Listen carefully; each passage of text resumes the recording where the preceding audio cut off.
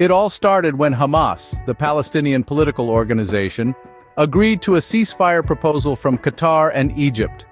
This was designed to halt the ongoing conflict with Israel, albeit temporarily. The terms of this proposal remain undisclosed, but it's known that Hamas's previous demands included an Israeli withdrawal from Gaza and negotiations for the exchange of hostages. While Hamas showed readiness for peace, Israel's acceptance of this ceasefire plan was anything but certain.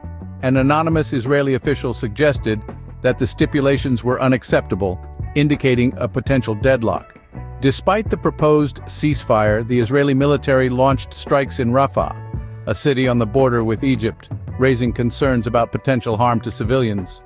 In the midst of this, the United States involved itself in the discussions surrounding the proposal, emphasizing the importance of a hostage deal. The U.S. stressed that such a deal was crucial for achieving an immediate ceasefire and facilitating humanitarian assistance.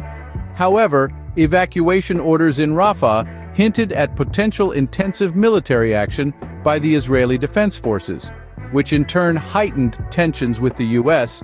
and increased international pressure due to the escalating civilian death toll in Gaza. As if the situation wasn't complicated enough, Turkey decided to suspend trade with Israel until a permanent ceasefire in Gaza was in place.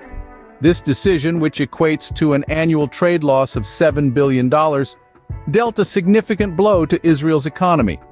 Turkish officials openly criticized Israel's response to the attacks by Hamas and expressed concern about the high civilian death toll in Gaza.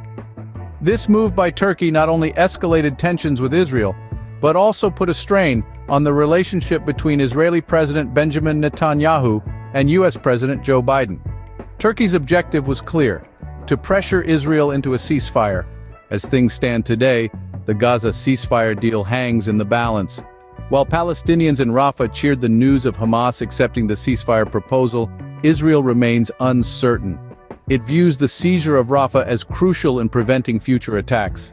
Allies such as the U.S. oppose this offensive on Rafah, emphasizing the need for a ceasefire to protect lives. Aid agencies warn of worsening humanitarian conditions in Gaza if an offensive occurs, painting a grim picture for the future. In summary, the current situation in Gaza is precarious. The ceasefire deal, though accepted by Hamas, is yet to be agreed upon by Israel. The implications of this are far-reaching, with potential impacts on international relations and the lives of countless civilians.